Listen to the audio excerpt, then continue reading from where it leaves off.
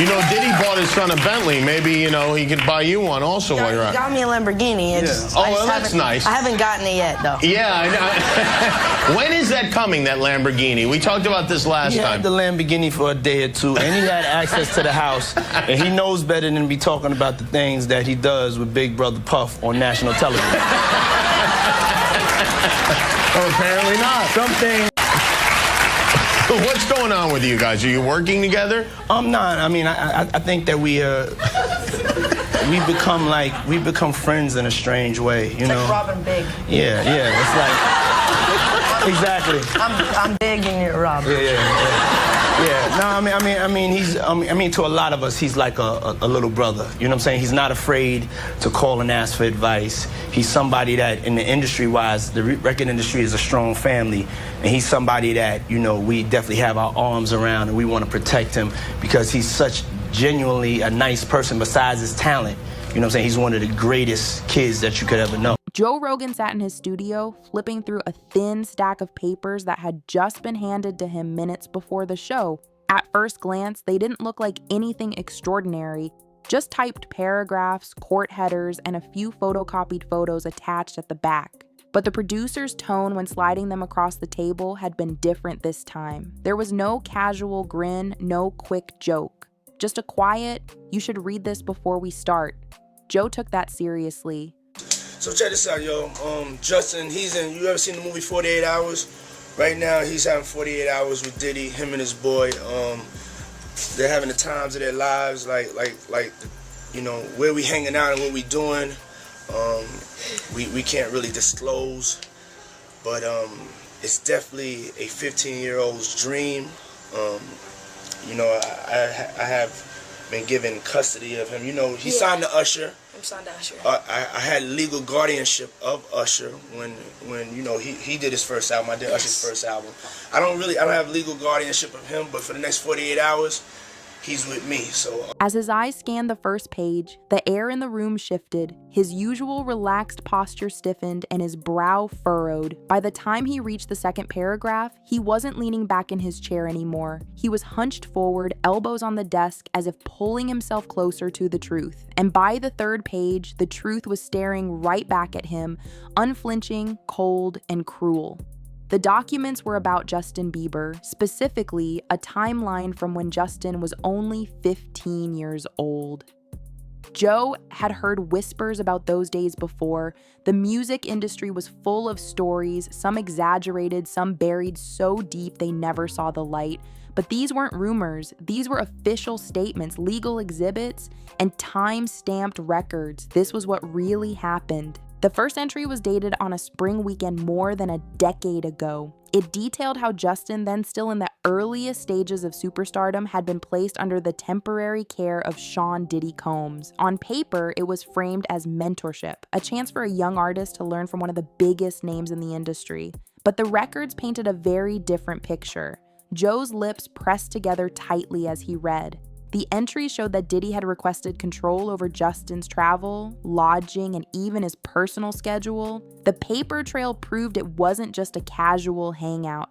This was coordinated, deliberate, and far more controlling than any normal artist guidance. What's up, man? You good? I'm good. How are you? All right, young brother, everything's good? Everything's Selling great. out arenas and everything? Yeah. Starting to act different, huh? No, you ain't been calling me and hanging out the way we used to hang out. Well, I mean, you try to get in contact with me, you know, through all my, partners and whatnot. Mm-hmm. But you never really got my number, so. Correct. Okay. My number? Yeah. I'm gonna tell you my number. Yeah. It's 555. Yes. Okay. 5555. Okay. 55. You heard that?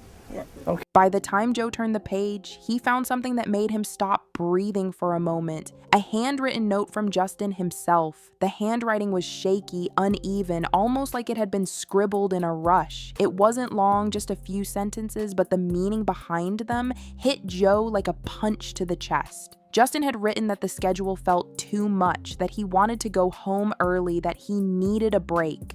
The note was addressed to no one in particular, almost as if he didn't know who would even care enough to read it. Joe set the paper down and stared at the desk. This wasn't just about an artist being overworked. This was about a teenager in a high-pressure situation with nowhere to turn, asking for an escape and getting ignored. And good luck when you're older. You know, Justin Bieber had a post the other day on his Instagram talking about all the drugs that he did when he was younger and how much it f***ed him up. And now he's got a relationship with the Lord, and he's got, you know, he's married, and he's trying to be a normal person. Yeah. But he's struggling with the fact that he was insanely famous when he was a kid. The deeper Joe went into the files, the heavier it became. There were hotel logs showing odd check-in times, sometimes in the middle of the night. There were transportation receipts with no destinations listed. There were records of events that were never made public, labeled only as private meetings or mentorship weekends. And over, Diddy's name appeared, approving, signing off, taking full control. Joe rubbed his eyes, but the words didn't disappear. He read about the strict rules Justin had been under, no unsupervised calls, limited sleep, and constant monitoring. Even for someone trying to coach a young artist, it was excessive. This wasn't about helping Justin grow, it was about keeping him locked into a system he couldn't break free from. When Joe finally spoke into the microphone, his voice was quieter than usual. This isn't mentorship, he said, almost to himself. This is ownership. Because I think if a victim comes out against Usher, it'll show how egregious this shit is. Because if he can be a predator, then anybody can be a predator. Can't smile in your face the whole time. You feel what I'm saying? Like, people look at Usher, they don't see that. They not seeing the victim. They not seeing that boy that got rushed to the hospital. They not seeing what the intentions was in his heart when he took Justin Bieber there. Oh. Let's be honest. He took Justin Bieber there. Diddy had been trying to get to Bieber for a minute.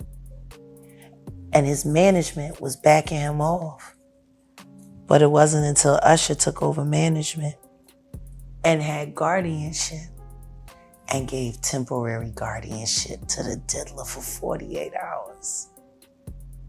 Think about that. He told his audience exactly what he was seeing in the documents, how the court files laid out a story of control and pressure during one of the most vulnerable times in Justin's life. He described the surveillance footage included in the evidence, a grainy clip from a hallway camera showing a young Justin holding his guitar walking with two assistants at 3:12 in the morning. There was no stage, no rehearsal room in sight, just long empty corridors and a teenager who looked more tired than excited. Joe's hands tightened around the papers. He said it was impossible to watch without feeling the weight of it. Knowing what we now know about the toll those years took on Justin, the court documents link the mentorship period directly to long-term anxiety, panic attacks, and a loss of trust in the people around him. Throughout the episode, Joe's sadness wasn't just for what happened back then, it was for how the industry had let it happen in the first place. He talked about how fame had been sold to Justin as a dream, but behind the scenes, the dream came with hidden costs that no teenager should have to pay. He remembered Justin's more recent Instagram post, where the singer opened up about the struggles he faced growing up in the spotlight. The post talked about how he had turned to his faith, how he was trying to rebuild himself, but also how hard it was to shake the feeling that his early years had been stolen from him. Joe read parts of it out loud, pausing between sentences as if to give himself time to process. What struck Joe the hardest was how much of this could have been avoided if people in power had simply acted with decency. If someone had stepped in to protect Justin instead of using him as a trophy, his teenage years could have been filled with music, friends, and normal experiences, not endless schedules, constant supervision, and pressure to meet someone else's vision. And then you have them come to audition for you, right? Actually, there were a few people. My wife at the time. Right. It also was Perry Reed, L.A. Reid's first wife. So you were all sitting in a room We somewhere. were in a room. Yeah. And I showed her the video. And Perry says, "Are you crazy? You better get down there and meet this kid right now. He's amazing." When all these pics come out and all this stuff with Bieber's big penis, are you the mastermind behind that? Say, listen, show off your big penis and people will come to those concerts. Or are you sitting there? Is that the kind of manager he's doing? Usher, are you sitting down with him and saying, yeah, show your or leave it in your pants? I mean, do you sit him down and say, look, part of this is PR, Hey, man. by the way, he does have a brain of his own. Yeah, but were you shocked at the size of his penis?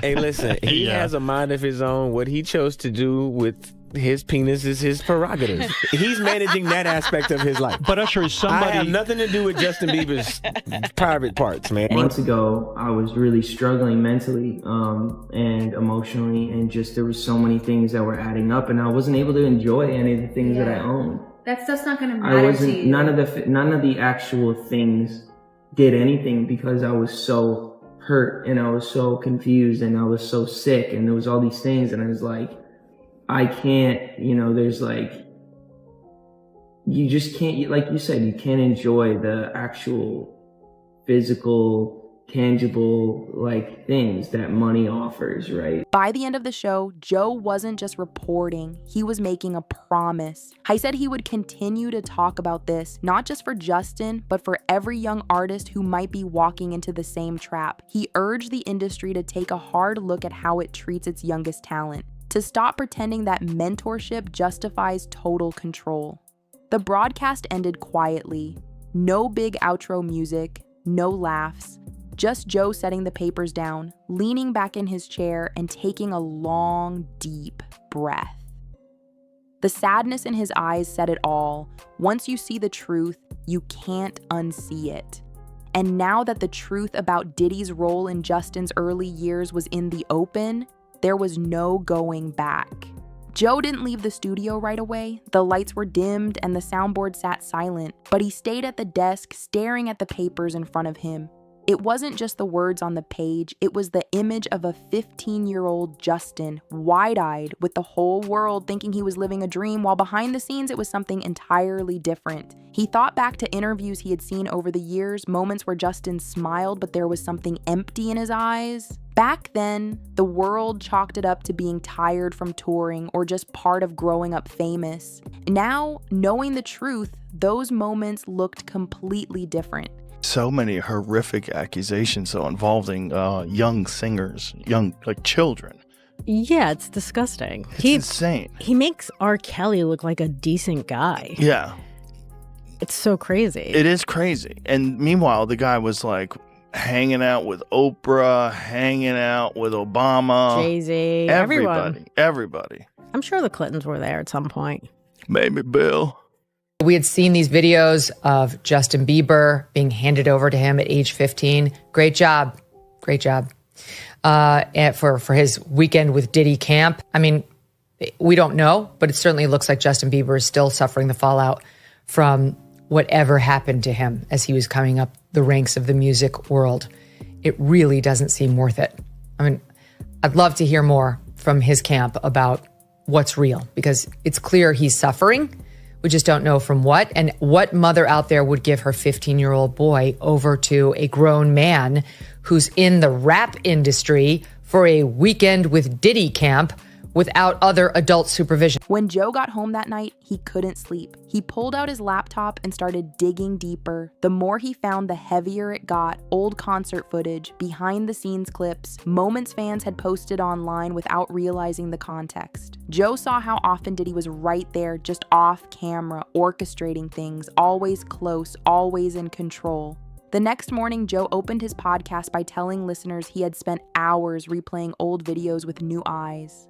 "You can't unsee it," he said softly. "Once you know, you can't just go back to thinking it was all harmless fun."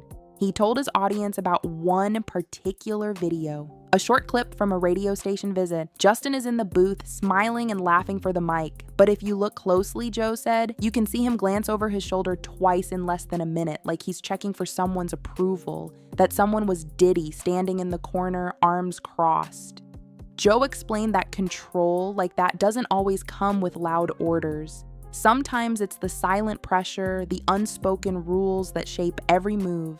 And that, he said, was what made it so devastating, because no one outside the inner circle would ever see it. Flown out to Atlanta by a manager. His name's Scooter Braun. Flown out to Atlanta just to meet with him and meet different producers and different people. I was actually going to meet Jermaine Dupri at his studio. And who rolls up? Usher in his Range Rover. Yeah, rolls up, and I was like, "Is that who I think it is?" And Scooter was like, "Yeah." And so I ran up to him and I was like, Usher, I love your songs. You want me to sing you one?" And he was like, let's just go inside, little buddy. It's cold out. So the politest possible way he could say no, he did. And I was like, wow, he just turned me down. And I was a little disappointed. He had to go into a studio session, so I was like, whatever. And a week later, he actually watched my videos with my manager and was like, oh my gosh, why didn't I let him sing? So flew me back to Atlanta where I got to meet him again. And he wanted to sign me. But there was something else. Justin Timberlake, right? Yes, Justin Timberlake also wanted to sign me.